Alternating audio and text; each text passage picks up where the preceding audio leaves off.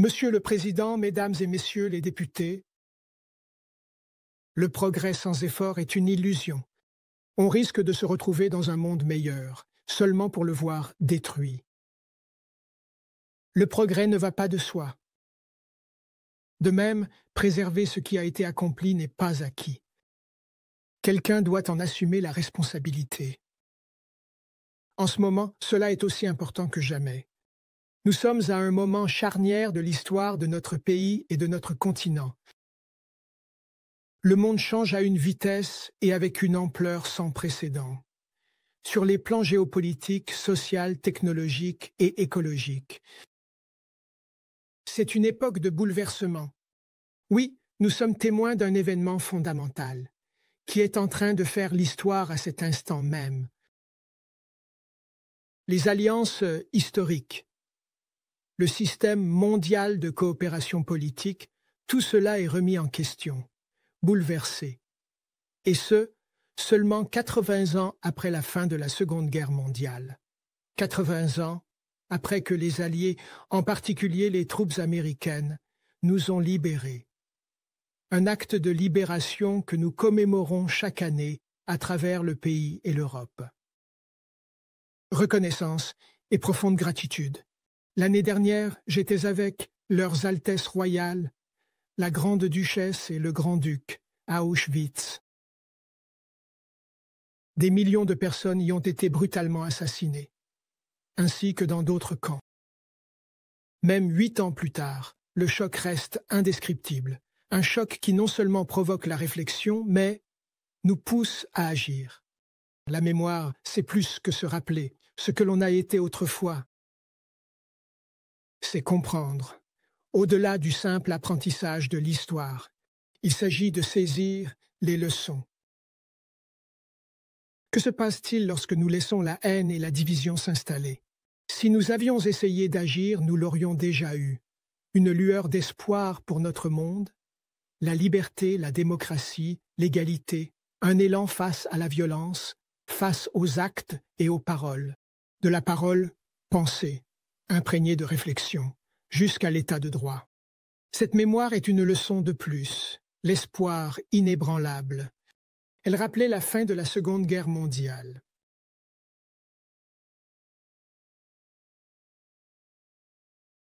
Pourtant, le pire chapitre du siècle dernier est mentionné ci-dessus. La nuit est la plus sombre juste avant le lendemain. En même temps, l'espoir n'est ni naïf ni optimiste. L'espoir est un sentiment, une conviction, voire une certitude, que, malgré tout, réalisme, quelque chose de meilleur nous attend que ce que nous laissons derrière nous. Et l'espoir, surtout, c'est une incitation, une motivation à réaliser le potentiel d'un avenir meilleur.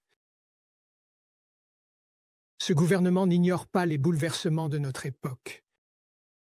Nous voulons les saisir comme des occasions précieuses de progresser, de façonner notre avenir. Nous travaillons tous, activement à cela ensemble, avec fierté pour notre nation, avec confiance en nos capacités et nous convainquons le monde, que le monde autour de nous peut changer.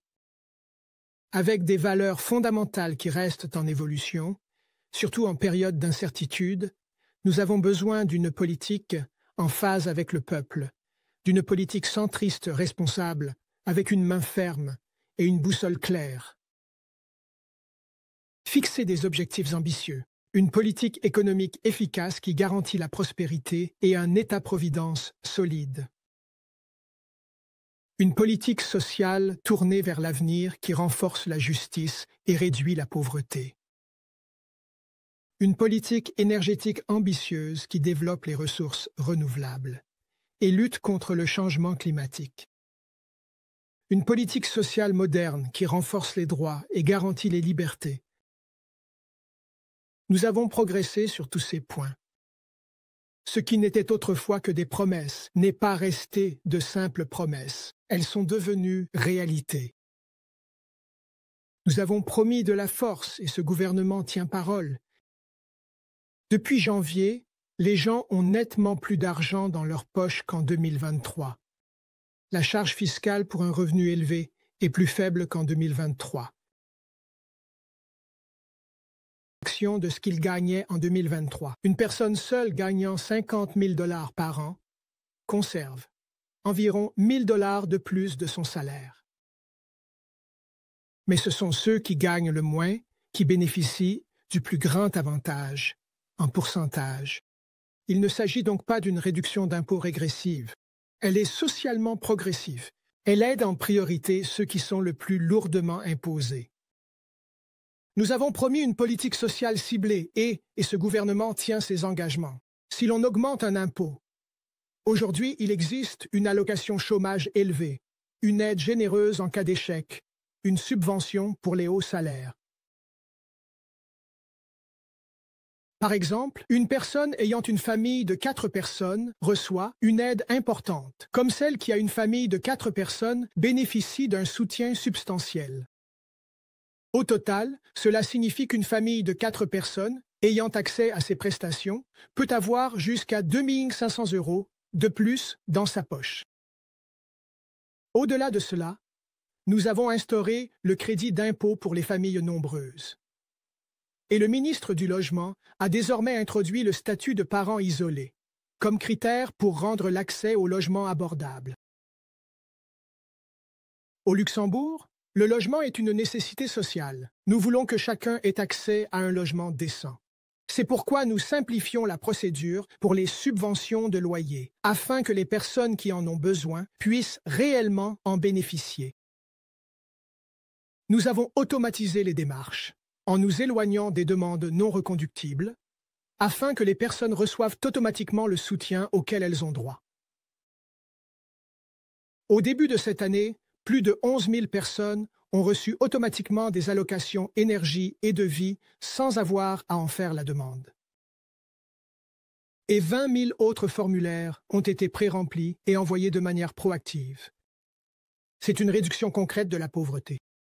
Toutes ces mesures constituent le début du plan d'action pour la réduction de la pauvreté que la ministre de la Famille présentera plus tard cette année.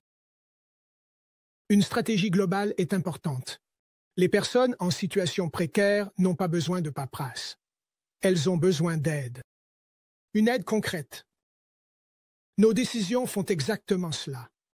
C'est une politique de justice sociale et non de cœur froid, comme certains accusent injustement ce gouvernement.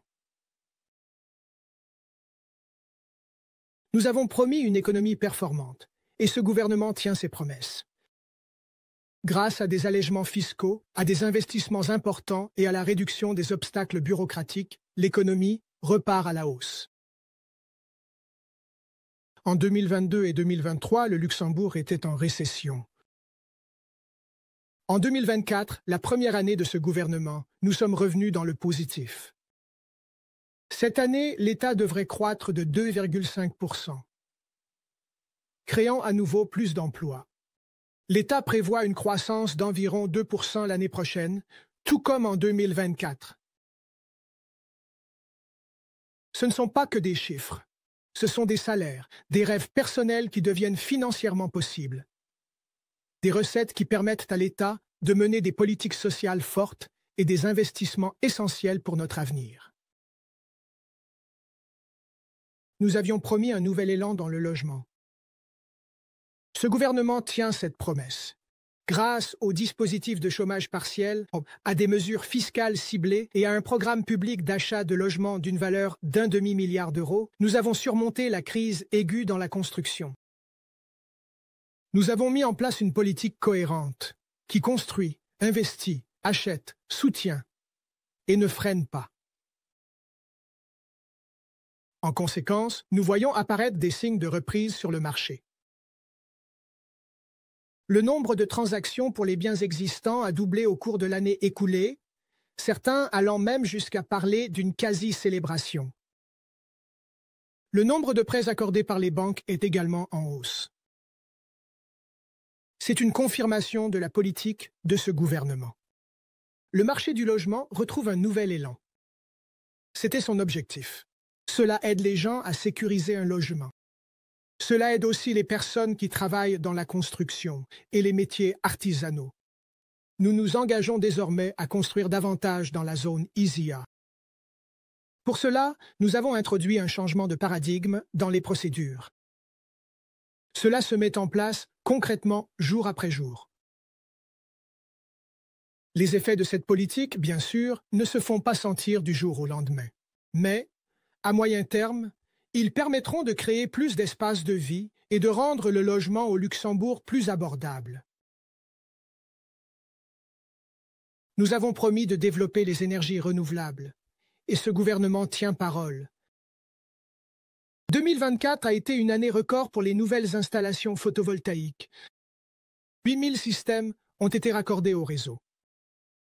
C'est de l'électricité verte, ce qui nous amène à plus de 30 000.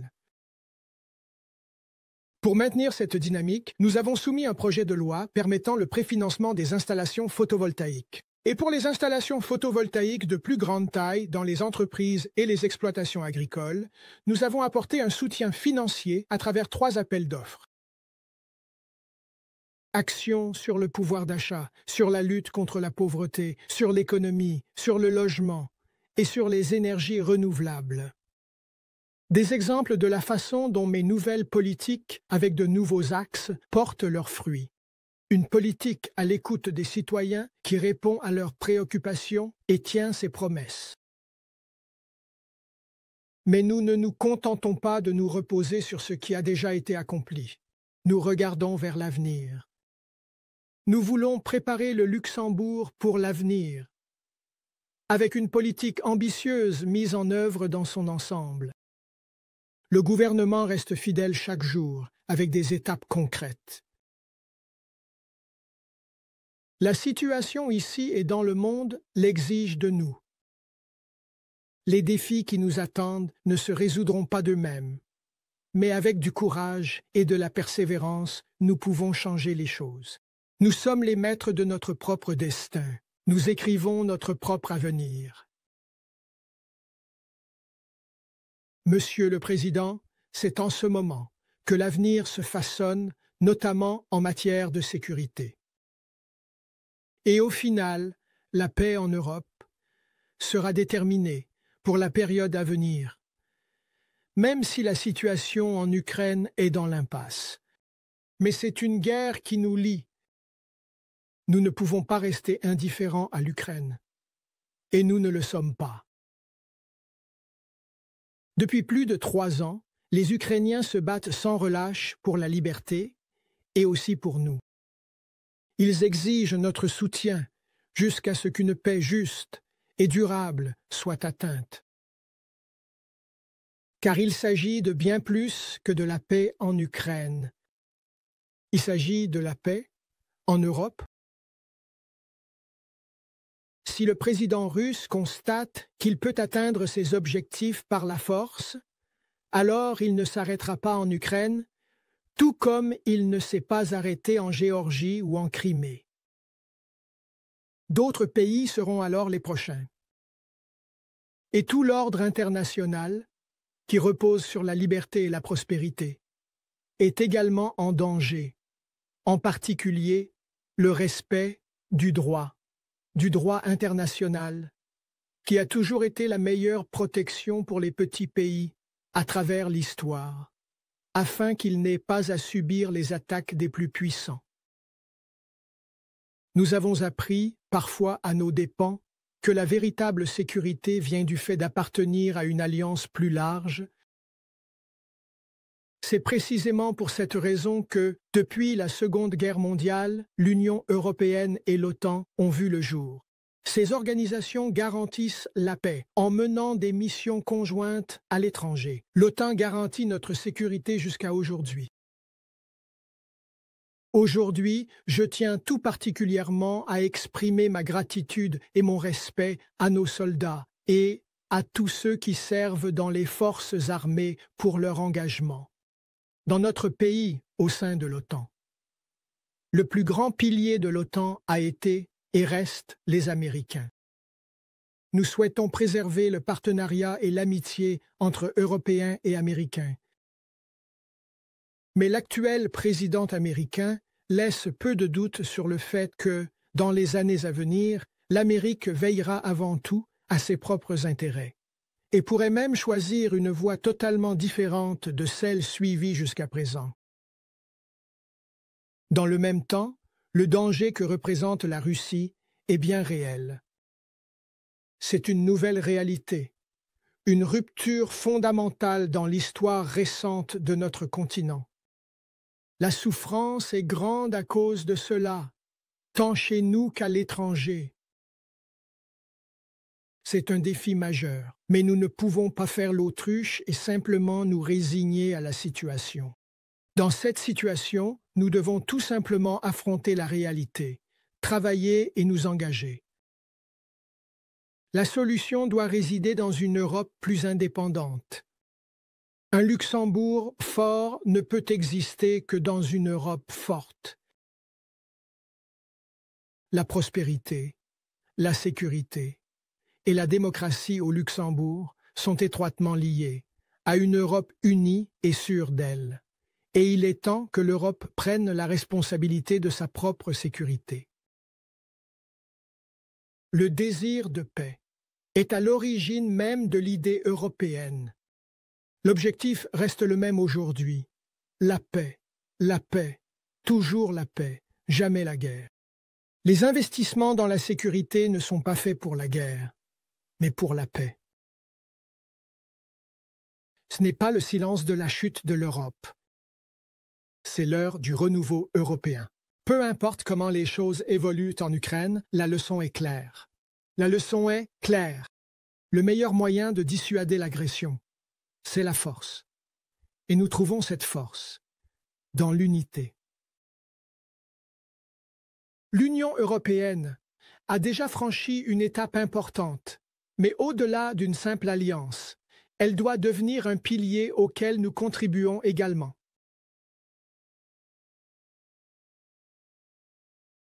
Il y a un an, lorsque j'ai annoncé ici pour la première fois que nous nous engagions pleinement à atteindre l'objectif important de l'OTAN, à savoir investir au moins 2% de nos ressources nationales dans la sécurité d'ici 2030, compte tenu de la situation internationale de plus en plus complexe, de la guerre en cours en Ukraine et de l'évolution rapide des politiques en Amérique, il est devenu évident pour tous les autres alliés, tout comme cela l'est désormais pour nous, que cela doit et va se réaliser.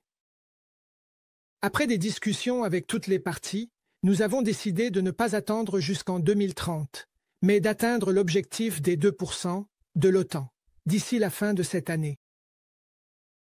Je l'ai déjà fait. Le secrétaire général de l'OTAN, Mark Rutte, a également évoqué cette décision lors d'une conversation hier, comme l'a rapporté Bild. Et le ministre de la Défense informera la commission compétente sur la manière et dans quelle capacité nous investirons au cours des prochaines années. Le budget que nous présenterons en octobre ancrera alors le nouvel objectif dans la planification financière pour les années à venir.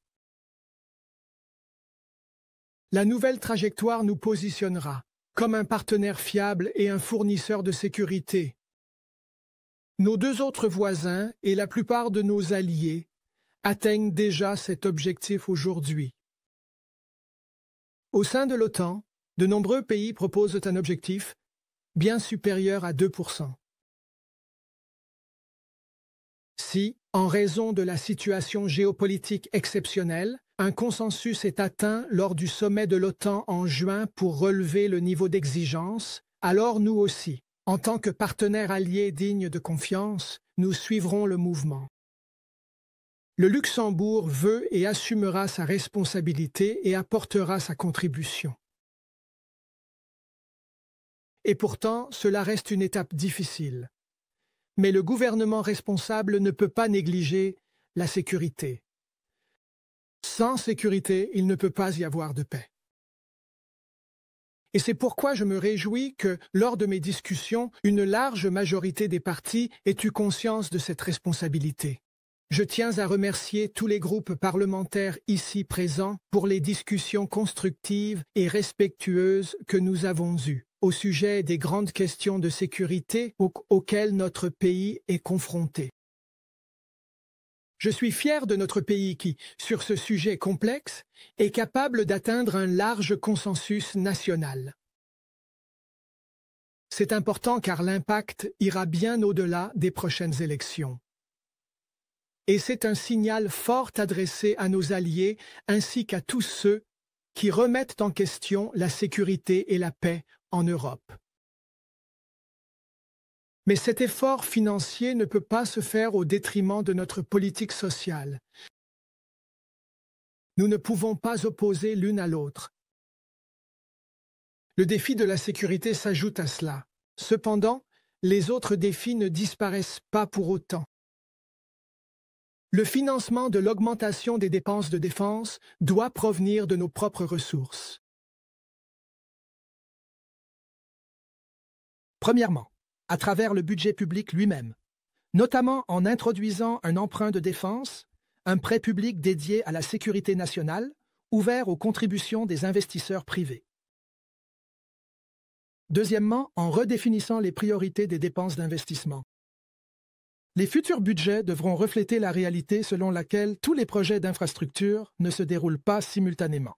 Et troisièmement, en mobilisant des ressources financières extra-budgétaires, notamment par la création d'un fonds national, géré via la SNCI, destiné à financer des investissements à double usage, c'est-à-dire des projets qui servent à la fois des objectifs militaires et civils.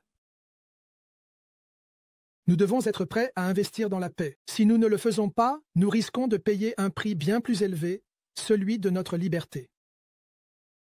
Et nous risquons de saper la confiance de nos alliés. Puisque cela nécessitera des investissements structurels importants, ces dépenses doivent servir les intérêts du pays et de sa population en contribuant à la croissance et à la résilience du Luxembourg. C'est pourquoi nous avons besoin d'une stratégie économique qui soutienne cet effort militaire, une stratégie fondée sur nos atouts, notamment dans les domaines des satellites et de la cybersécurité.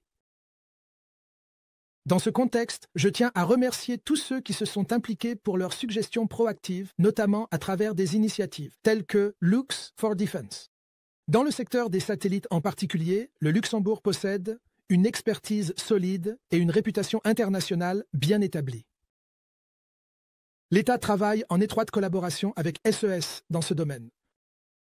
Chaque jour, nos alliés comptent sur des capacités de communication par satellite fondées sur l'expertise luxembourgeoise, notamment le satellite GovSat 1 et les services mondiaux en orbite moyenne. C'est pourquoi le gouvernement a décidé de lancer un deuxième satellite de communication à des fins militaires. Avec le soutien actif du gouvernement, SES joue un rôle de premier plan dans un programme européen crucial, IRIS-2. Dans le cadre de cette initiative, 290 nouveaux satellites fourniront des communications hautement sécurisées à travers l'Europe, tant à des fins militaires que civiles. Le premier satellite luxembourgeois d'observation de la Terre sera lancé cet été. Dans ce contexte, notre défense et nos alliés devraient recevoir les premières images à usage militaire d'ici la fin de l'année. Tous ces projets revêtent une importance stratégique majeure pour l'ensemble de l'Alliance. Nous renforçons notre économie, approfondissons notre coopération avec nos alliés et consolidons notre partenariat avec une entreprise luxembourgeoise historique, SE. Mais les bénéfices doivent aller au-delà d'un seul secteur. Les ministres des Affaires étrangères, de l'économie et de la défense soutiennent activement les entreprises luxembourgeoises pour qu'elles s'intègrent dans les chaînes d'approvisionnement de l'industrie européenne de la défense. Grâce à ces efforts et à un soutien financier ciblé, nous visons à créer un écosystème d'entreprises dont les activités peuvent être utilisées à la fois à des fins civiles et militaires. Au-delà de la dimension économique, nous devons également envisager la sécurité dans un sens plus large qui dépasse le cadre de nos forces armées. Il s'agit de renforcer la résilience de notre société dans son ensemble face à un large éventail de crises potentielles. Nous nous souvenons tous de la pandémie, des inondations, des cyberattaques et plus récemment, des coupures de courant en Espagne et au Portugal. Ce que tous ces événements ont en commun, c'est qu'ils ont constitué une menace soudaine pour le fonctionnement global de la société. Nous ne savons pas encore quels défis nous attendent, mais nous savons qu'ils viendront. Et nous devons être préparés et prêts. C'est pourquoi nous présenterons la première stratégie nationale de résilience plus tard cette année, accompagnée d'une campagne d'information ciblée. La semaine dernière, je me suis rendu en Finlande, un pays pionnier dans ce domaine, afin d'acquérir une vision directe des types de solutions qui pourraient être envisagées pour le Luxembourg. L'approche finlandaise, qui implique l'ensemble de la société, est particulièrement inspirante. Le HCPN, le Haut Commissariat à la Protection nationale, qui relève directement du Premier ministre, a déjà élaboré des plans détaillés pour anticiper et répondre à tout type de situation d'urgence. Cette nouvelle stratégie impliquera l'ensemble de notre société. La véritable résilience exige une action coordonnée au niveau national et local. Elle réunit les services civils et militaires, les institutions publiques et les acteurs privés. Elle repose sur une approche tous risques et une gestion cohérente des crises. Même en période d'urgence, les fonctions essentielles de notre société, de notre État et de notre économie doivent continuer à fonctionner. Cette approche globale est au cœur de notre stratégie nationale de résilience.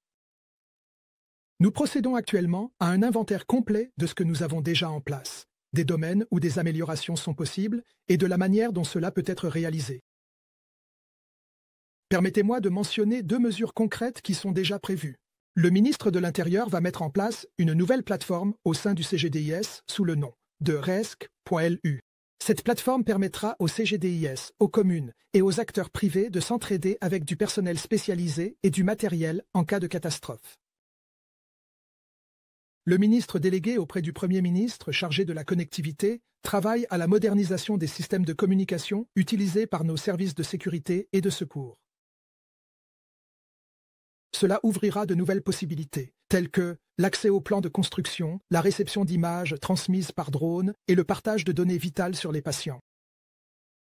Cependant, une société résiliente commence par une prise de conscience partagée entre tous les citoyens. Il s'agit d'une responsabilité collective fondée sur la confiance et la cohésion sociale. Et je suis convaincu que cette cohésion existe au Luxembourg.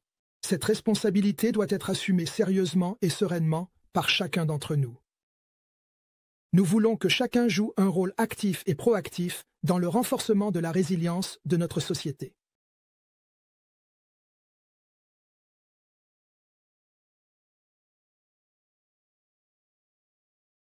Monsieur le Président, le monde devient de plus en plus complexe. Nous vivons une période de changements fondamentaux. La guerre, le protectionnisme et la remise en question de la démocratie sont en hausse. L'ordre international d'après la guerre froide est confronté à des défis majeurs. Le national se trouve aujourd'hui à la croisée des chemins, face à 2 voies opposées. D'un côté, la division, l'instabilité et l'incertitude. De l'autre, la coopération, la stabilité et le progrès. Le Luxembourg se tiendra toujours du côté de la diplomatie et du dialogue, du multilatéralisme et de la coopération, car c'est là que la paix et la prospérité s'épanouissent. Mais dans ce contexte en évolution, de nouvelles questions se posent pour le Luxembourg, en particulier celle de notre souveraineté.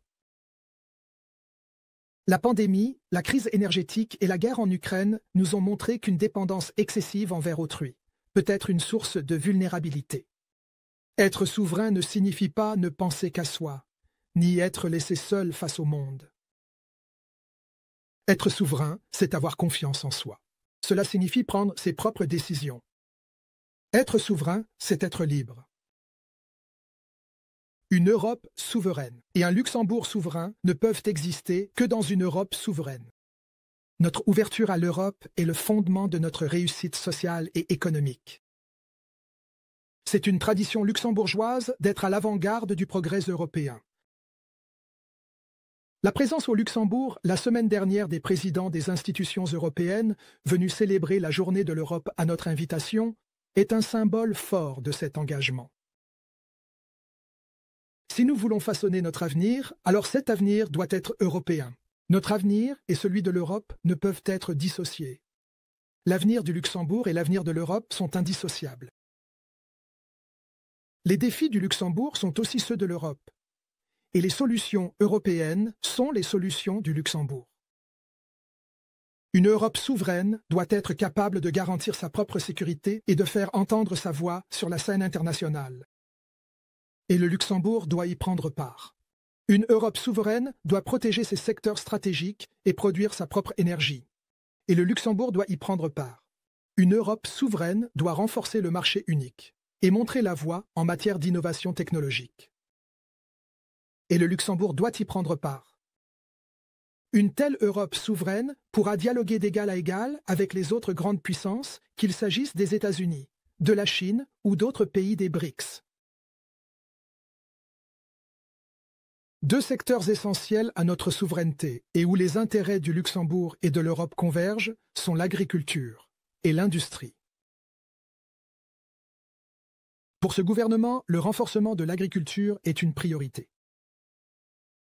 C'est pourquoi les agriculteurs nous considèrent comme un partenaire avec qui les défis se règlent autour de la table par le dialogue et non dans la rue par des manifestations. L'agriculture est un pilier de notre société et de notre économie. Et elle est essentielle pour préserver notre capacité à produire notre propre nourriture. Notre objectif est de garantir une production locale d'aliments de haute qualité. C'est pourquoi le ministre de l'Agriculture a mis en place un nouveau dispositif de soutien financier pour encourager la construction de serres plus grandes, pour les fruits et légumes.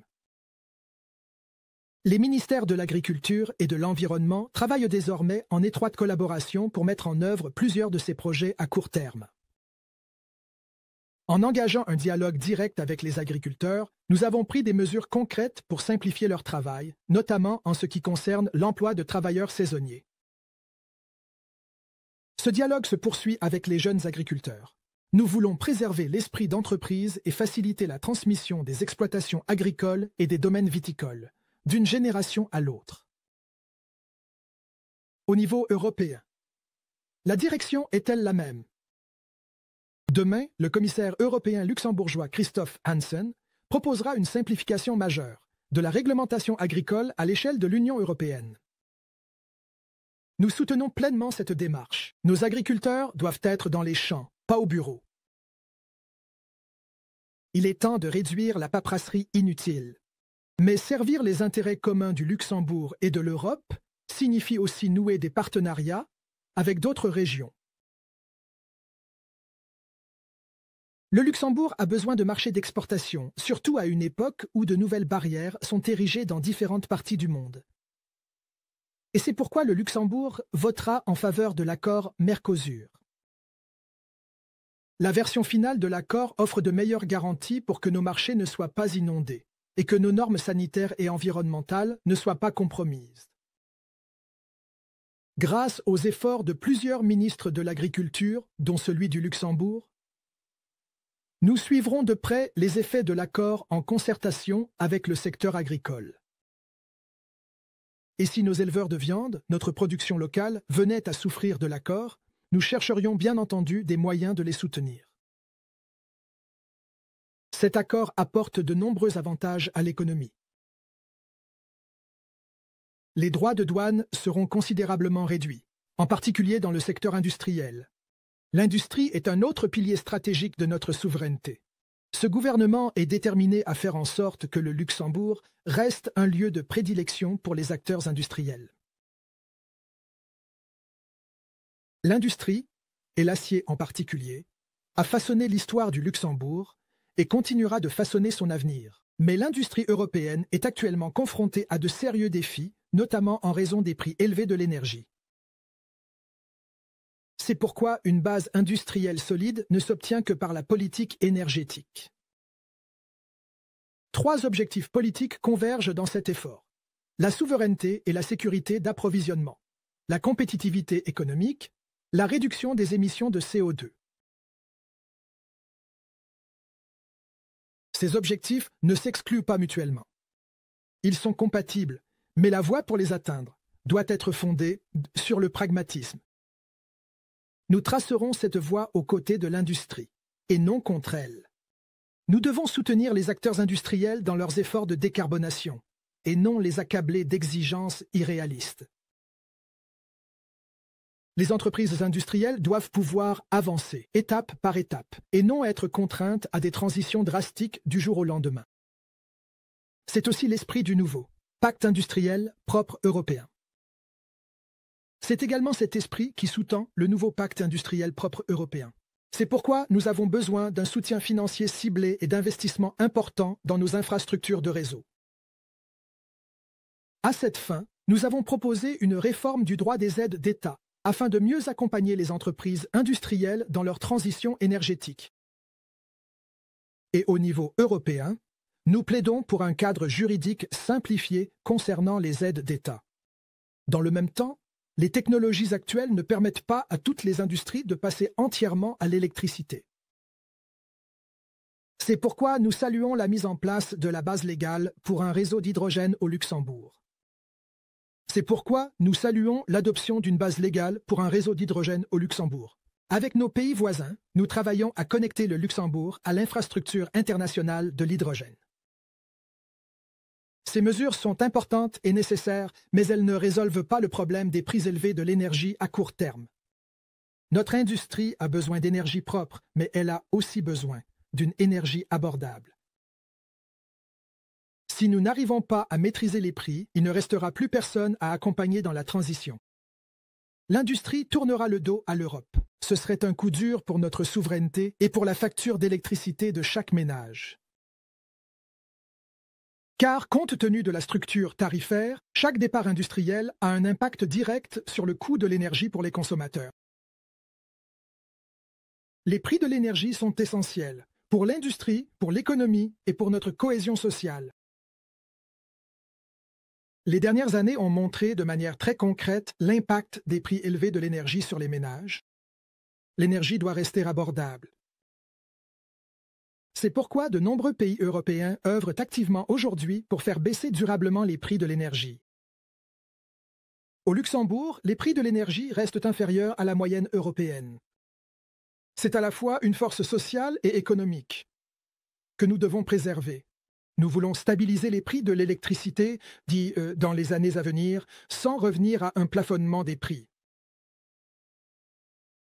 Nous ne sommes plus en situation de crise énergétique. Nous avons besoin de solutions durables pour garantir des prix de l'énergie abordables et encourager activement la transition vers l'électrification. C'est pourquoi l'État a décidé de mobiliser 150 millions d'euros, des fonds qui profiteront directement aux citoyens et aux entreprises. D'une part, le budget public financera directement, comme en Allemagne, une partie des coûts du réseau. Cela apportera un soulagement significatif à l'ensemble des clients. Les prévisions actuelles indiquent que les prix de l'électricité devraient baisser l'année prochaine, malgré la fin du plafonnement des prix de l'énergie. Les prévisions actuelles indiquent que les prix de l'électricité devraient baisser l'année prochaine, malgré la fin du plafonnement des prix de l'énergie. Avec cette mesure, nous apportons un soutien ciblé aux ménages. En passant à l'électricité, nous encourageons ainsi la transition écologique. Grâce au triplement de l'allocation énergie, notre approche restera également socialement ciblée. Nous donnons la priorité au soutien de ceux qui sont le plus touchés par la hausse des prix. À moyen terme, garantir des prix de l'énergie à la fois abordables et compétitifs ne sera possible qu'en passant aux énergies renouvelables. Le deuxième pilier de notre stratégie. C'est meilleur pour l'environnement, meilleur pour notre souveraineté et, en fin de compte, meilleur pour notre portefeuille. C'est pourquoi cela reste une priorité absolue pour ce gouvernement. Aujourd'hui, la moitié de l'électricité produite dans l'Union européenne provient déjà de sources renouvelables et cette part augmente également d'année en année au Luxembourg. Pour poursuivre cette tendance, nous faisons avancer notre plan de préfinancement des panneaux solaires. Les travaux préparatoires ont été achevés et dans les semaines à venir, nous intégrerons les observations du Conseil d'État. Cela garantira que nous serons prêts lorsque le Parlement procédera au vote du projet de loi. Pour garantir que la transition verte soit également socialement juste, nous étendrons le système de soutien à d'autres aides climat bonus à partir de l'année prochaine. D'ici l'été, la ministre de l'Environnement proposera d'autres améliorations dans le cadre du programme Climat Bonus Woenen pour les pompes à chaleur et la rénovation énergétique. Nous souhaitons également ajouter une composante sociale au plan climat. Il s'agit d'une politique climatique conçue par les citoyens et pour les citoyens. Une politique qui les implique activement. Dans cet esprit, nous avons lancé une large consultation avec toutes les parties prenantes et les autorités locales sous le titre « Simple, rapide, renouvelable ». Le nom parle de lui-même. L'objectif est de simplifier la réglementation afin d'accélérer et d'accroître l'utilisation des énergies renouvelables. Trop souvent aujourd'hui, nous nous mettons des bâtons dans les roues. Au lieu d'aider, les procédures ralentissent le processus. C'est pourquoi ce gouvernement s'engage à simplifier considérablement les règles. Nous devons rationaliser le système. Moins de bureaucratie signifie plus d'énergie durable, et donc moins d'émissions. Sur la base de ce processus, le gouvernement a élaboré un catalogue ambitieux d'environ 50 mesures, dont la moitié seront déjà en cours d'examen législatif d'ici la fin de l'année. Les détails de ces mesures seront présentés par les ministres de l'Énergie et de l'Environnement. Mais je voudrais mettre en avant 4 points clés. Premièrement, l'impact positif du dialogue lui-même. Les discussions avec l'industrie ont révélé plusieurs divergences dans l'interprétation des réglementations techniques. Celles-ci ont été résolues à la luxembourgeoise par une action rapide et directe. Elles ont été réglées à la manière luxembourgeoise grâce à des modifications rapides. Ces changements offrent une plus grande sécurité de planification et montrent que de réels progrès naissent du dialogue et de la collaboration avec les acteurs de terrain. Deuxièmement, les procédures seront systématiquement simplifiées, raccourcies et numérisées afin de permettre la réalisation plus rapide des projets. Cela inclut l'introduction de seuils de minimis, pour lesquels aucune autorisation formelle ne sera requise. Une simple notification suffira. De manière générale, les délais seront raccourcis ou instaurés là où il n'en existe pas actuellement. La ministre de la Justice travaille également à la mise en place d'une procédure accélérée pour les recours liés aux projets de grande envergure. Parallèlement, la ministre de la Culture prévoit de simplifier les procédures d'installation de panneaux photovoltaïques sur les bâtiments protégés, tout en veillant au respect de leur identité culturelle. Le ministère de l'Environnement harmonisera les procédures dans l'ensemble de ses agences. Désormais, les projets de grande envergure se verront également accorder automatiquement le statut d'intérêt public majeur, ce qui permettra d'appliquer des procédures environnementales plus efficaces.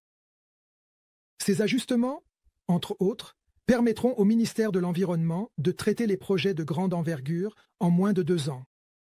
Cela dépasse l'objectif fixé au niveau européen. Mais nous voulons aller encore plus loin. Dans les nouvelles zones d'accélération désignées, les demandes seront traitées en moins d'1 an. Si l'accélération des projets existants reste une priorité absolue, nous souhaitons également explorer de nouvelles opportunités pour l'installation de dispositifs photovoltaïques et éoliens, toujours dans le respect et l'équilibre entre l'humain et la nature.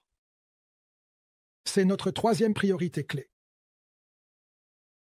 En ce qui concerne le photovoltaïque, nous voyons un potentiel important le long de notre réseau autoroutier. Selon une étude indépendante, DOS, jusqu'à 1500 MW pourrait être produit le long de ces corridors. Même une réalisation partielle de ce potentiel permettrait de fournir de l'énergie propre à des dizaines de milliers de foyers.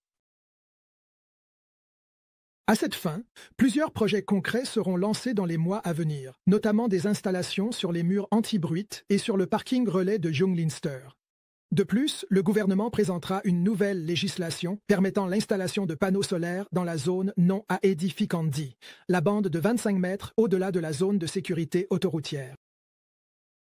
En ce qui concerne les éoliennes, nous allons réduire les distances minimales requises par rapport aux routes et aux forêts, afin d'aligner notre réglementation sur celle des pays voisins. Nous souhaitons également permettre la construction d'éoliennes plus hautes et plus performantes, capables de produire davantage d'électricité. Les progrès technologiques rendent ces évolutions possibles sans compromettre la sécurité des citoyens ni celle de l'environnement. Le 4e point clé concerne le rôle de l'État en tant qu'exemple à suivre. Aujourd'hui, tous les nouveaux bâtiments publics sont systématiquement conçus avec des panneaux photovoltaïques. À l'avenir, les projets de plus petite taille seront regroupés afin d'accélérer le déploiement sur les bâtiments existants. Les règles de la commande publique seront adaptées en conséquence pour soutenir cette démarche.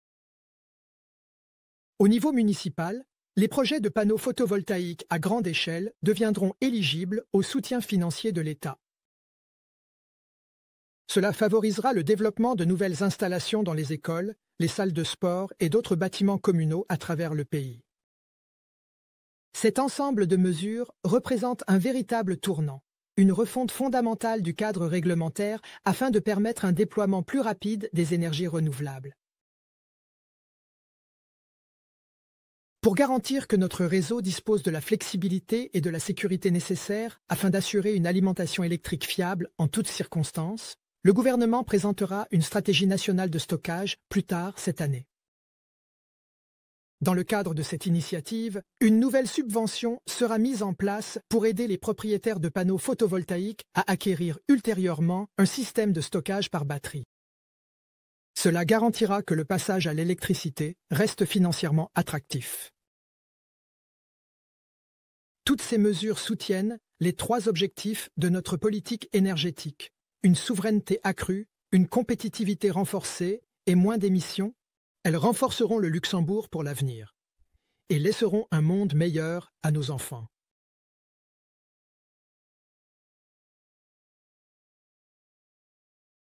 Monsieur le Président, atteindre ces objectifs est également essentiel pour la compétitivité de l'ensemble de notre économie, en particulier le secteur des données, très énergivore. Et c'est précisément ce dernier qui joue un rôle clé dans la préservation de la souveraineté du Luxembourg et de l'Europe. Nous voulons être des pionniers dans les nouvelles technologies. Si nous ne disposons pas de nos propres solutions pour les données et les nouvelles technologies, nous continuerons à dépendre d'autres pays. Le Luxembourg doit être reconnu dans le monde entier comme une puissance à la fois dans la finance et dans les technologies numériques. La stabilité et la confiance, 2 piliers de notre centre financier, sont également essentiels pour positionner le Luxembourg comme un pôle de données. Nous nous appuyons sur ces atouts et d'autres encore et plaçons l'innovation au cœur de notre stratégie. L'innovation, la curiosité humaine et la quête de connaissances ont toujours été les moteurs du progrès et continuent de faire avancer l'humanité.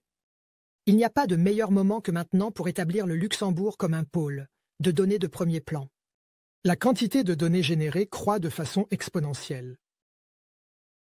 Parallèlement, les avancées rapides de l'intelligence artificielle offrent d'immenses opportunités d'utiliser ces données au bénéfice de la société, que ce soit dans la médecine, l'éducation ou la conduite autonome. Et dans le contexte du nouveau paysage géopolitique, il est plus important que jamais de savoir qui contrôle les données. C'est pourquoi le gouvernement définit une vision claire pour consolider la souveraineté numérique du Luxembourg. Cette vision repose sur 3 nouvelles stratégies, sur les données, l'intelligence artificielle et la technologie quantique. Ensemble, elles forment une vision cohérente et unique, sans équivalent dans le monde. Une vision du Luxembourg comme centre international pour le stockage sécurisé et souverain et la valorisation des données sensibles provenant de toute l'Europe. Un centre fondé sur une stratégie agile qui place l'humain au cœur du progrès et attire des données et des talents du monde entier. Pour atteindre cet objectif, nous investissons dans les infrastructures, les talents et les projets nécessaires. Au cours des 6 prochaines années, 3 milliards d'euros, provenant d'acteurs publics et privés, seront mobilisés à cette fin. En particulier, l'IA, l'intelligence artificielle, est devenue plus importante que jamais. C'est la technologie transformatrice des prochaines décennies avec un potentiel pour notre avenir, comparable à celui d'Internet il y a quelques années. Depuis plusieurs années déjà, nous ne devons pas laisser cette technologie uniquement à d'autres pays et continents. C'est pourquoi nous ne pouvons pas ignorer cette technologie et la laisser aux mains d'autres pays et continents. Nous voulons une IA fondée sur la confiance et la transparence, mettant l'innovation au service de l'humanité. Une intelligence artificielle européenne avec une touche luxembourgeoise. Dans cette vision, l'IA est conçue pour assister l'humanité, non pour la remplacer. Elle aide véritablement les personnes. Elle soutient les machines. La personne ne dit pas « elle va le faire à ma place », mais plutôt « elle m'aide à accomplir une tâche rapidement ». Le contrôle reste entre les mains de l'humain.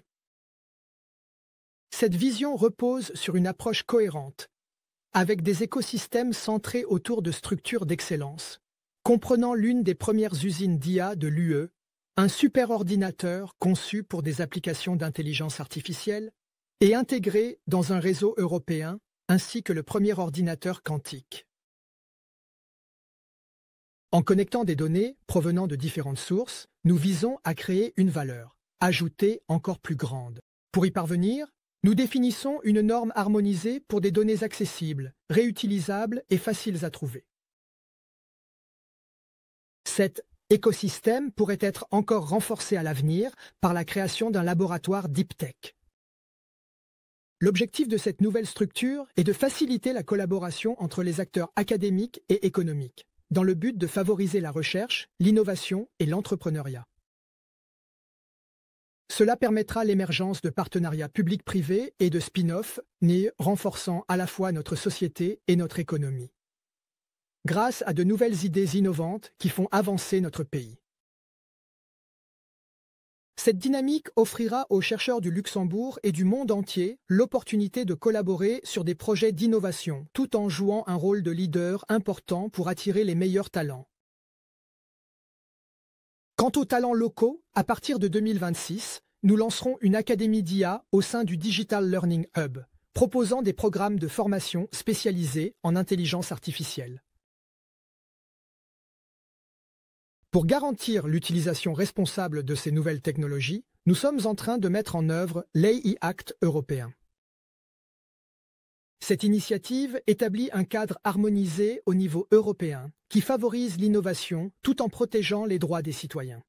Si nous voulons devenir un pôle pour l'ensemble de l'Europe, une mise en œuvre pragmatique de ce cadre est essentielle. Ensemble, ces éléments permettront d'appliquer l'intelligence artificielle dans le monde réel et d'apporter des bénéfices concrets à la société et à l'économie. Car l'innovation ne peut pas rester confinée au laboratoire si elle veut réellement servir les personnes et les entreprises.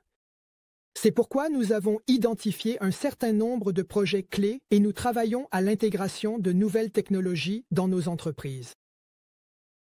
L'un de ces projets concerne le développement d'un modèle d'intelligence artificielle, un grand modèle de langage, spécifiquement entraîné sur notre législation nationale et européenne. Les humains tiennent toujours la plume, mais l'IA peut contribuer à rendre la rédaction des lois plus efficace. À long terme, cela pourrait également servir de point de départ pour aider les particuliers et les entreprises à gérer plus facilement les démarches administratives. Nous avons également l'intention d'utiliser l'intelligence artificielle au sein de l'ADEME, afin de mieux comprendre les compétences dont disposent les demandeurs d'emploi et celles recherchées par les entreprises.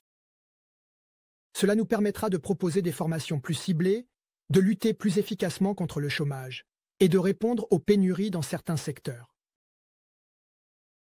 Et pour mieux faire entrer cette innovation et ces idées dans les entreprises, la ministre de la Recherche révise la stratégie nationale de recherche et présentera un nouveau projet de loi sur le Fonds national de la recherche avant l'été. Nous avons également décidé d'augmenter le soutien aux PME souhaitant investir dans la numérisation ou des applications d'intelligence artificielle, et nous travaillons avec des acteurs privés sur un certain nombre d'autres mesures pour faciliter le transfert de technologies vers les PME luxembourgeoises. Comme ce sont souvent les petites entreprises et les jeunes pousses qui révolutionnent un secteur grâce à une idée innovante, le ministre des Finances et le ministre de l'Économie ont mis en place un nouveau plan d'action pour soutenir les startups. Celui-ci comprendra des fonds de la SNCI à hauteur de 300 millions d'euros. L'innovation est le fondement de notre progrès. Un Luxembourg moderne doit travailler sans relâche pour rester à la pointe des nouvelles technologies. L'innovation n'est pas seulement le moteur de l'économie, elle est aussi le socle du progrès social. Internet est devenu le plus grand réservoir de connaissances de l'histoire de l'humanité. Ce qui dépassait autrefois la capacité des plus grandes bibliothèques du monde tient désormais dans nos poches grâce à un simple smartphone. Pourtant, au milieu de l'enthousiasme suscité par ces nouvelles opportunités, nous devons aussi apprendre à les utiliser de manière responsable. Déjà trop souvent, les téléphones remplacent les rencontres, les écrans remplacent les livres et les écouteurs, les vraies conversations. La responsabilité nous incombe à tous de veiller à ce que le monde numérique améliore la vie réelle plutôt que de la remplacer et que l'intelligence artificielle reste un outil, non un substitut à l'intelligence humaine. C'est pourquoi nous devons accorder la priorité à nos enfants. Cette nouvelle génération grandit avec Internet et les smartphones. Ils n'ont jamais connu un monde sans outils numériques ni réseaux sociaux. Les conséquences de ce développement se font déjà sentir. Nous assistons à des troubles du comportement de plus en plus marqués, à des troubles du sommeil, à de l'anxiété et même à de la dépression chez les enfants. Et dès le plus jeune âge, des écarts importants dans le développement social et cognitif apparaissent. Le dernier rapport du médiateur pour la jeunesse est alarmant. Non seulement les enfants passent de plus en plus de temps devant les écrans, mais ils sont aussi exposés à des contenus de plus en plus violents et sexualisés, en particulier sur les plateformes de réseaux sociaux. Nous devons protéger nos enfants contre de tels contenus. Cela fait partie de leurs droits fondamentaux. Nous devons relever ce défi au niveau européen, avec des réglementations telles que le Digital Services Act. Mais le plus grand défi réside dans l'impact potentiel à long terme de ces évolutions sur la santé mentale des enfants. La santé mentale en général est devenue plus fragile. Les effets de la pandémie se font encore profondément sentir. Parallèlement, nous constatons une augmentation des cas d'autisme et d'autres formes de neurodiversité, telles que la dyslexie et les troubles de l'attention. La santé mentale ne doit plus être considérée comme un sujet tabou. C'est un élément fondamental du bien-être global. Pour améliorer la prise en charge des cas les plus graves, nous augmentons la capacité des unités de psychiatrie pour mineurs en ajoutant davantage de lits. Surtout, le ministre de la Santé et le ministre de l'Éducation ont fait de la prévention une priorité absolue. En intégrant ce sujet dans l'éducation à la santé à l'école, en développant un nouvel outil numérique pour faciliter le suivi de chaque enfant tout au long de sa scolarité, en augmentant la formation aux premiers secours en santé mentale, en améliorant l'équilibre entre le temps passé devant les écrans et la pratique sportive à l'école et lors des activités périscolaires, et grâce à des règles plus claires sur l'utilisation des smartphones à l'école.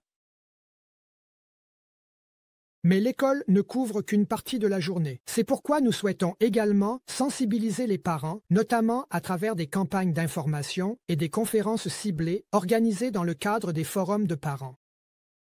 Car en tant que parents, nous devons montrer l'exemple à la maison.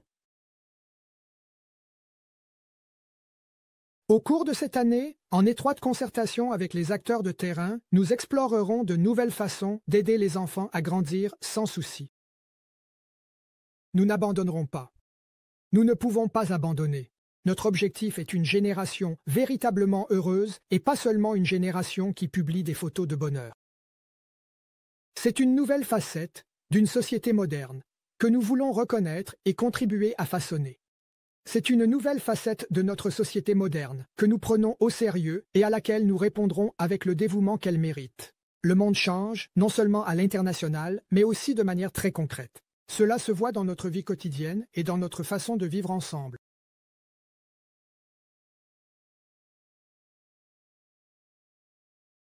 Monsieur le Président, nous ne voulons pas rester spectateurs du changement social. Nous voulons l'accompagner et le façonner. Notre ambition est de mener une politique sociale moderne. Cela concerne également le système fiscal, le droit du travail et les retraites, avec des ajustements ciblés, non pas par des révolutions, mais par des évolutions en accord avec l'esprit de notre époque. L'un des objectifs est de favoriser un meilleur équilibre entre vie professionnelle et vie privée afin de tenir compte de toutes les structures familiales. L'État ne doit pas imposer un modèle familial plutôt qu'un autre.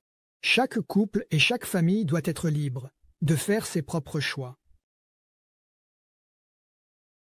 Nos politiques doivent les respecter toutes.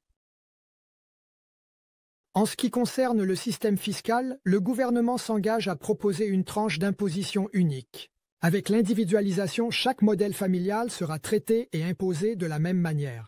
Il s'agit avant tout d'une question d'équité. Les préparatifs de cette réforme avancent bien, ce qui permettra au ministre des Finances de présenter différentes options au Parlement et aux partenaires sociaux en juillet. L'une des options envisagées pourrait être une nouvelle classe d'imposition proche de l'actuelle classe UA. Avec une phase transitoire prolongée pour les contribuables mariés ou pacsés, afin de garantir qu'ils ne soient pas désavantagés, dans le même objectif d'atteindre un meilleur équilibre entre vie professionnelle et vie privée, nous révisons également notre droit du travail. Il ne s'agit pas de révolutionner le système, mais d'apporter des ajustements ciblés qui reflètent les besoins de notre époque. Il ne s'agit pas de décisions imposées d'en haut, mais du résultat d'un dialogue avec nos partenaires sociaux. C'est pourquoi le gouvernement échange régulièrement avec les partenaires sociaux, comme je l'ai moi-même fait il y a quelques jours à peine. Ce gouvernement est attaché au dialogue. Toutes les politiques que je présente ici aujourd'hui en sont la preuve. Nous ne gouvernons pas en vase clos. Nous croyons au dialogue, avec les partis politiques sur les questions de défense, avec les agriculteurs, pour l'agriculture, avec les professionnels sur le logement et les énergies renouvelables, avec l'ensemble de la population sur les retraites, et avec les syndicats en ce qui concerne le droit du travail. Le dialogue n'est pas toujours facile, mais écouter avec respect et prendre en compte des points de vue différents est essentiel. Et c'est ce que nous faisons. Le désaccord fait partie du processus démocratique. Chaque défi n'est pas une attaque. Chaque critique n'est pas une opposition. C'est précisément la capacité d'exprimer des opinions divergentes sans crainte de répression qui distingue une démocratie d'une dictature. C'est dans cet esprit que nous continuons d'écouter les syndicats et la société civile sur la question du droit de réunion. Il s'agit d'un droit fondamental dans notre système démocratique. Par conséquent, ce gouvernement ne légiférera pas sur cette question, sans consultation préalable des syndicats et de la société civile.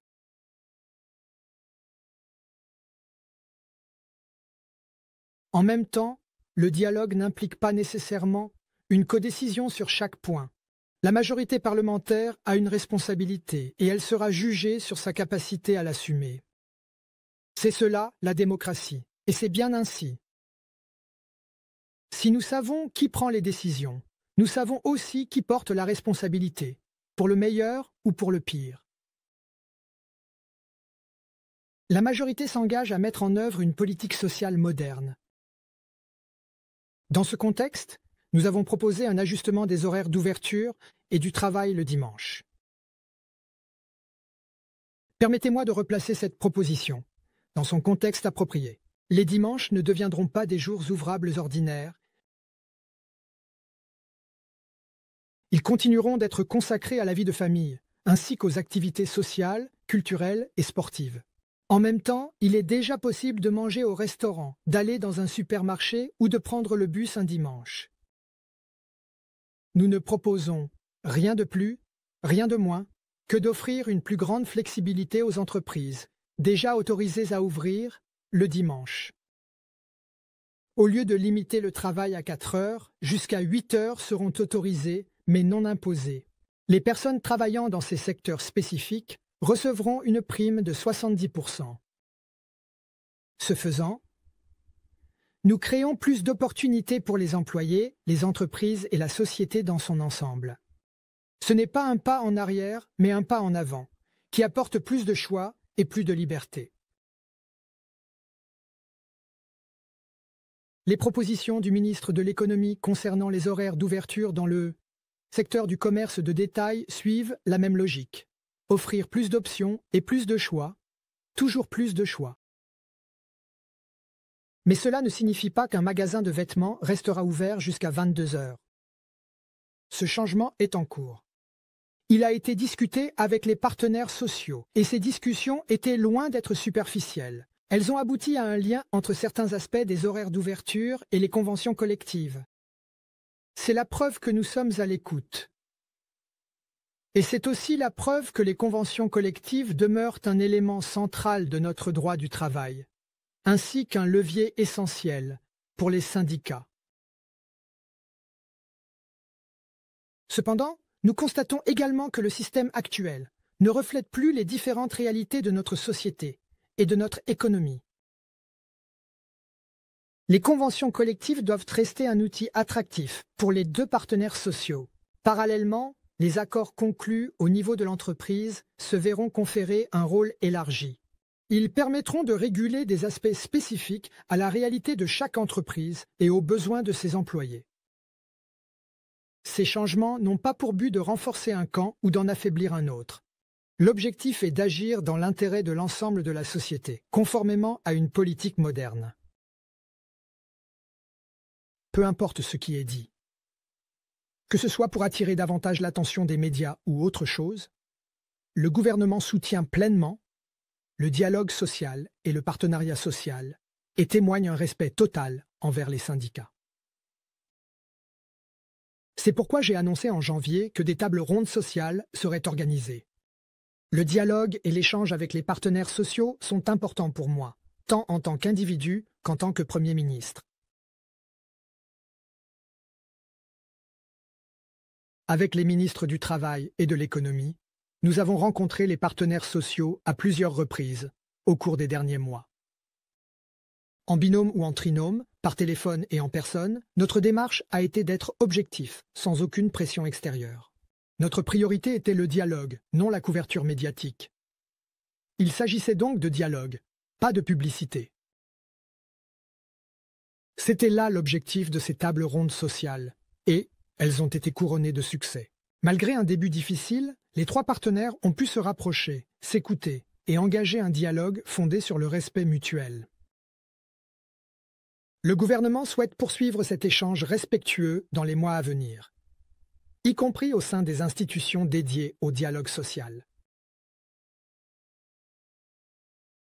En plus de ces discussions, nous présenterons cette année la flexibilisation du congé de maternité ainsi que l'introduction du travail à temps partiel, pour raisons familiales. L'objectif est de permettre aux parents de passer plus de temps avec leurs enfants durant les premiers mois et années de vie, qui sont cruciaux. Dans une politique sociale moderne, le travail et la vie de famille ne sont pas des forces opposées, elles vont de pair. Chaque enfant devrait avoir la chance de grandir dans une famille heureuse. Ce n'est pas la composition de la famille qui importe, mais la qualité des soins que reçoit l'enfant. La réforme du droit de l'adoption, présentée par la ministre de la Justice, s'inscrit pleinement dans cette approche centrée sur l'enfant. En plus de la diversité croissante des modèles familiaux, une politique moderne doit également suivre l'évolution de notre espérance de vie.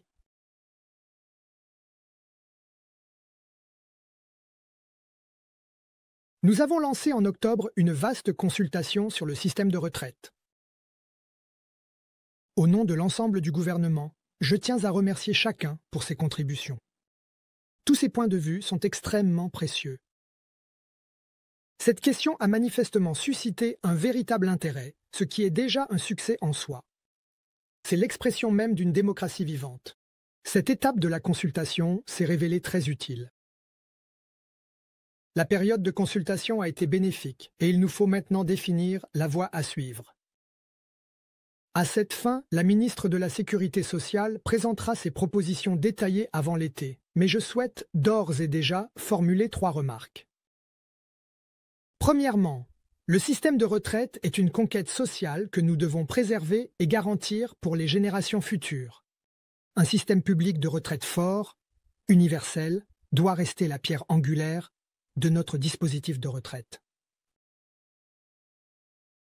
Deuxièmement, le système de retraite repose sur des promesses et sur la confiance dans ces promesses.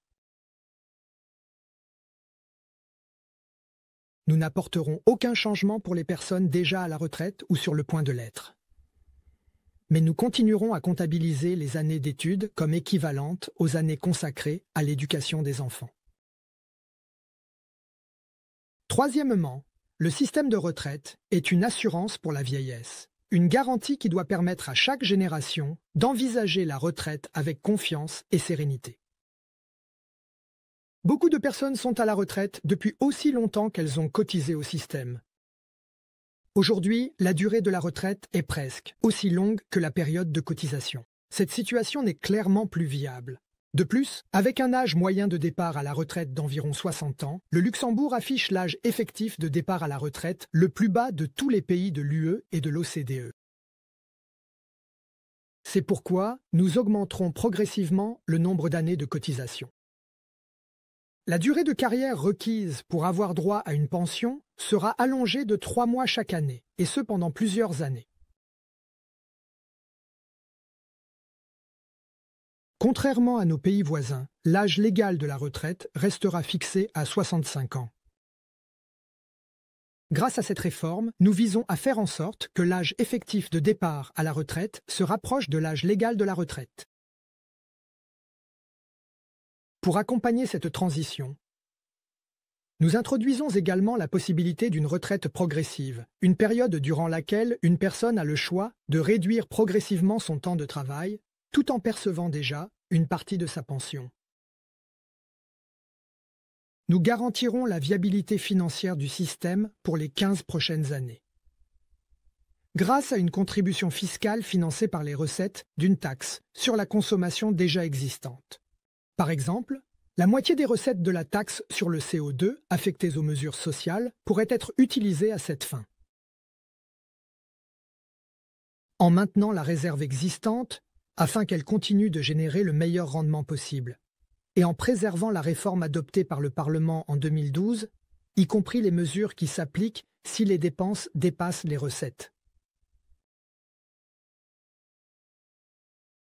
En plus de ces principes clés pour le système de retraite, nous souhaiterions proposer 2 ajustements supplémentaires. Nous allons introduire une aide sociale ciblée pour les personnes exposées au risque de pauvreté à la vieillesse. Et pour ceux qui ont la chance d'avoir des économies supplémentaires, nous rendrons les retraites privées du 3e pilier plus attractives, afin d'encourager les gens à se constituer un filet de sécurité supplémentaire pour leur vieillesse.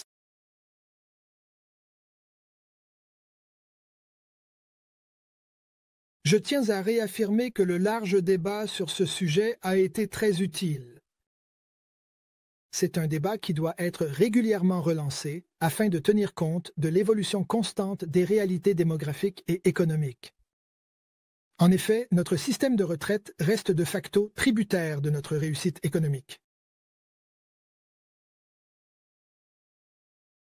Monsieur le Président, dans un monde de plus en plus incertain, nous devons redoubler d'efforts pour rester compétitifs et préserver le succès économique de notre pays. Dans un océan d'instabilité internationale, il est d'autant plus important de maîtriser ce que nous pouvons contrôler, de garder le cap dans des eaux calmes et de préserver, renforcer et valoriser la stabilité qui fait notre force. Pour renforcer notre compétitivité, nous devons insuffler un nouvel élan à l'entrepreneuriat et offrir à nos PME l'espace nécessaire pour prospérer. C'est pourquoi nous continuerons à simplifier les procédures administratives. D'ici la fin de l'année, le ministre de l'Économie présentera une série d'ajustements au droit d'établissement. Par ailleurs, nous prévoyons également de présenter une réforme de l'ITM afin de renforcer son rôle consultatif. L'accent sera mis sur la prévention, la sensibilisation et l'accompagnement, plutôt que sur les sanctions.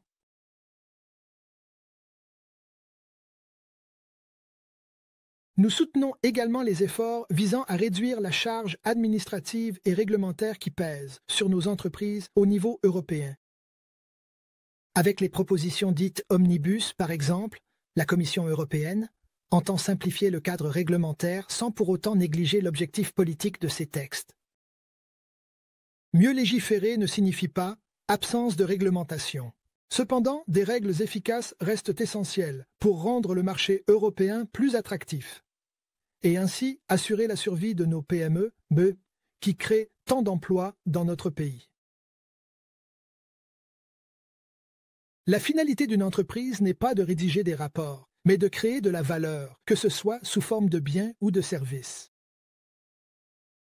Pour y parvenir, une entreprise a besoin de personnel qualifié et motivé, de personnes formées ici au Luxembourg, ainsi que de talents venus de l'étranger, prêts à contribuer à notre réussite. Dans cette optique, nous réaliserons des investissements ciblés dans la formation professionnelle.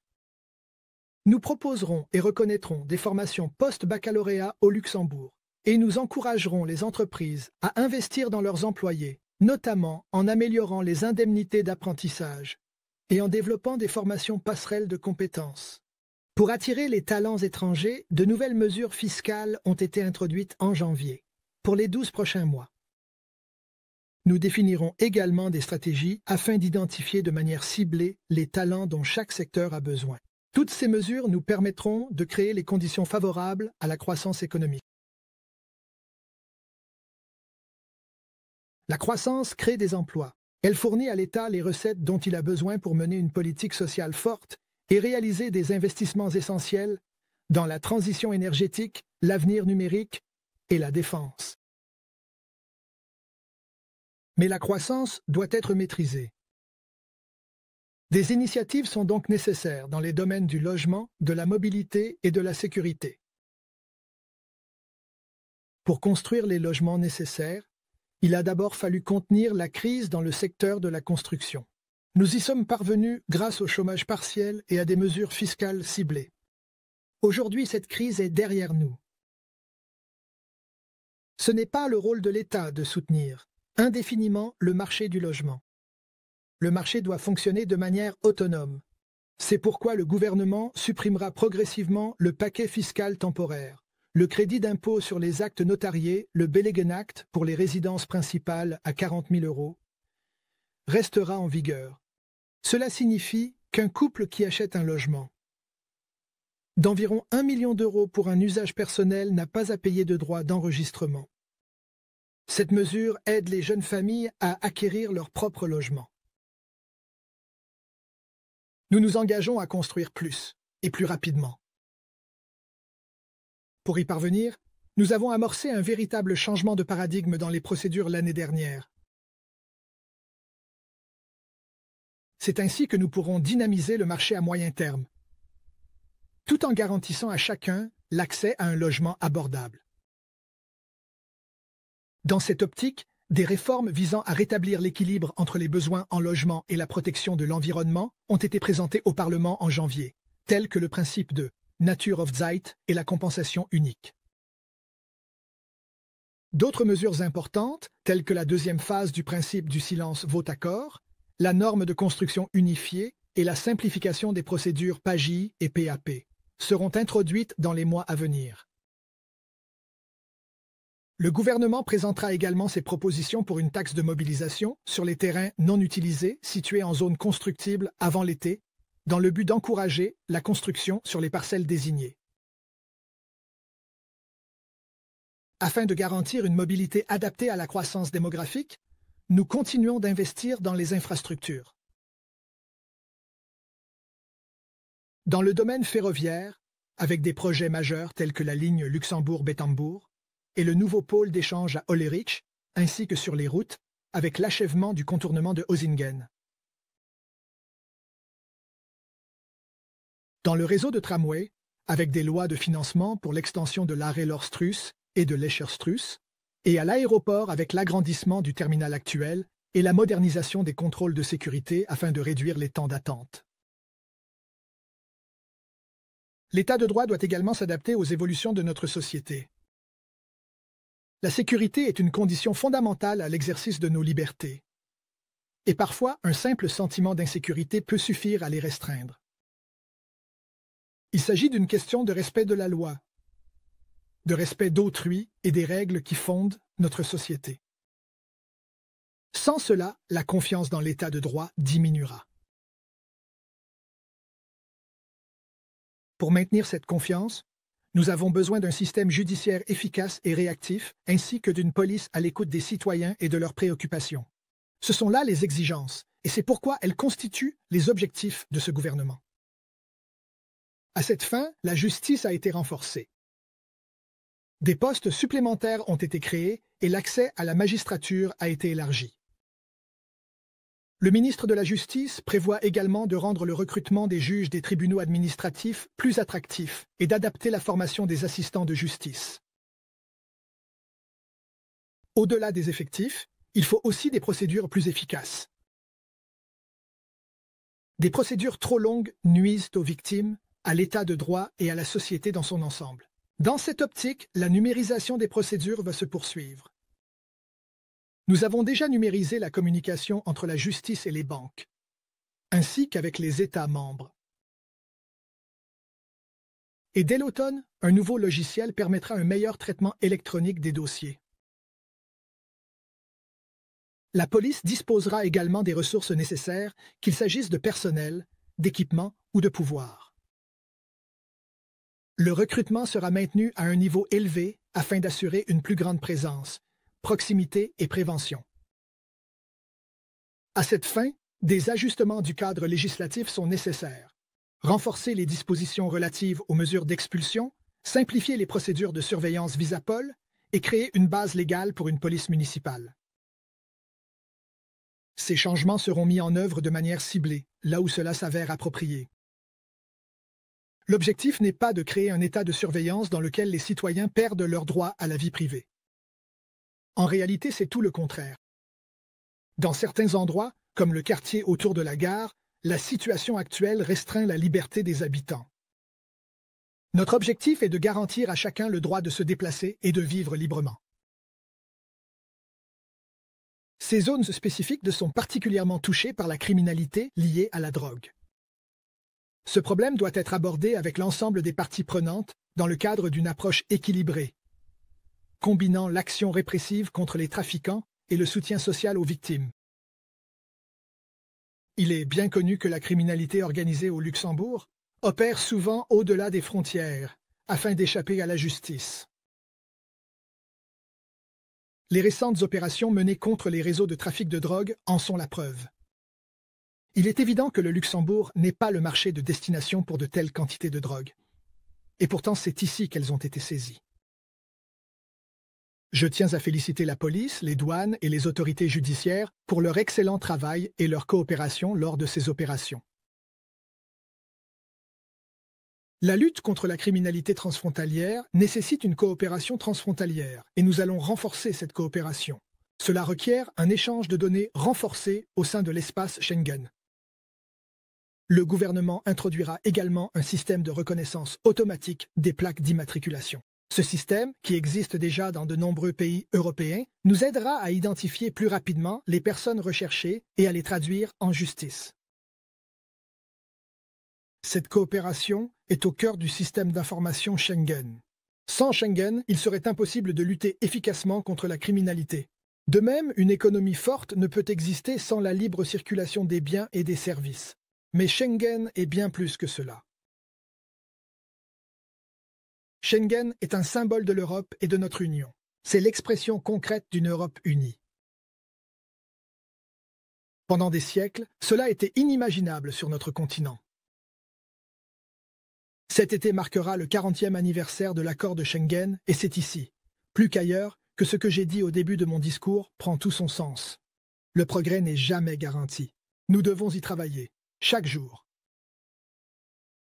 Dans cet esprit, le Luxembourg continuera à œuvrer au niveau européen pour préserver l'espace Schengen et soutenir l'ouverture des frontières intérieures. Le problème de l'immigration illégale ne peut être résolu qu'au niveau européen, avec des contrôles renforcés aux frontières extérieures. La politique migratoire doit reposer sur l'humanité et la raison. Inspiré par le cœur, guidé par la raison, le droit d'asile doit être garanti. Cela reflète nos principes fondamentaux d'humanité et d'ouverture. De plus, l'immigration légale est essentielle pour maintenir notre modèle économique et social en Europe. En même temps, l'immigration illégale doit être combattue. Et les personnes entrant illégalement en Europe doivent être expulsées. Cela fait également partie de l'état de droit. C'est une condition essentielle pour une intégration réussie. Je suis convaincu que le peuple luxembourgeois souhaite aider ceux qui fuient la guerre. La solidarité manifestée lors des conflits en Syrie et en Ukraine a clairement révélé le visage humain de la société luxembourgeoise. Mais si nous surchargeons le système avec des personnes qui ne remplissent pas les conditions pour rester ici, non, la cohésion sociale risque d'en pâtir. On ne peut pas reprocher au Luxembourg un manque d'humanité.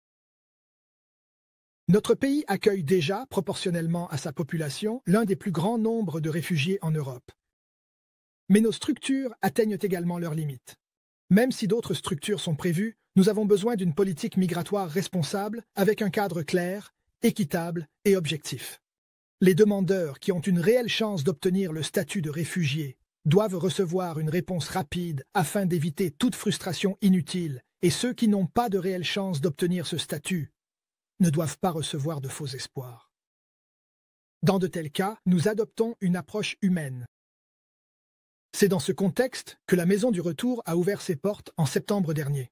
Elle offre un accompagnement psychologique et social pour aider les personnes à retourner dans leur pays d'origine, dans la dignité et avec des perspectives d'avenir durables. Les chiffres montrent que cette approche fonctionne. Au cours des 12 derniers mois, les retours volontaires ont été plus nombreux que les retours forcés. Depuis le début du mandat de ce gouvernement, le nombre total de retours de personnes n'ayant pas pu rester dans le pays a plus que doublé par rapport à 2022. En appliquant cette politique, nous veillons à ce que la capacité d'intégration de notre société ne soit pas dépassée.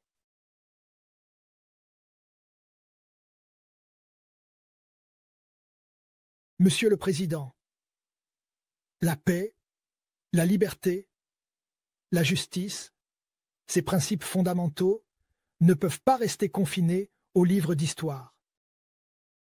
Ce sont des valeurs que nous devons incarner chaque jour, des idéaux que nous devons défendre sans relâche.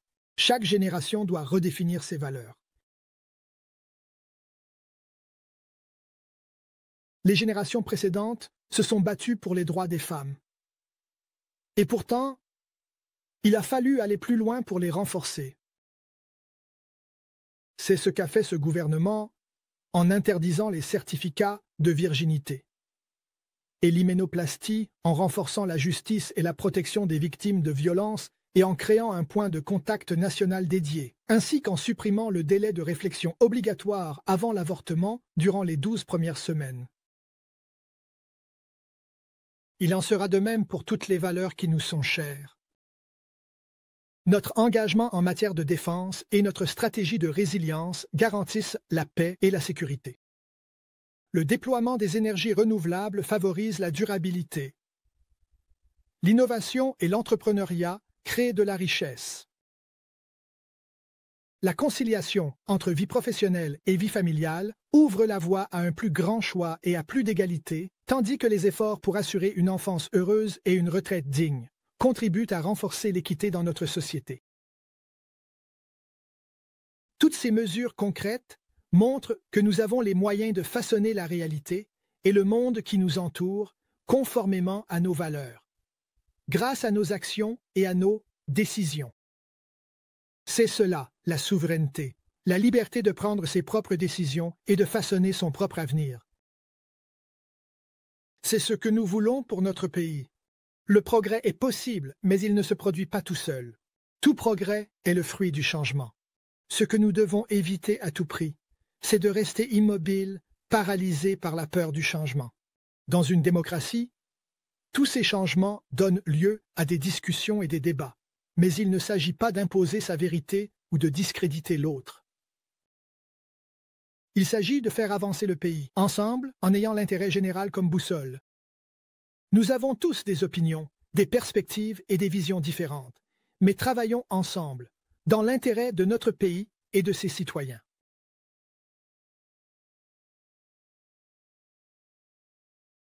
C'est ce dialogue, cette volonté de dépasser les divergences d'opinion et de collaborer qui fait la force de notre pays. C'est ce qui nous distingue sur la scène internationale. C'est ce que nous appelons, tout simplement, la stabilité. Cette stabilité est le fondement de notre progrès. C'est la conviction de ce gouvernement de le progrès par la stabilité par le progrès. Je cède la parole au Premier ministre pour sa déclaration et le remercie pour ses propos. Des propos que nous approfondirons dans le cadre du débat sur l'état de la nation. Vous pouvez maintenant quitter cette séance et revenir pour la prochaine session plénière.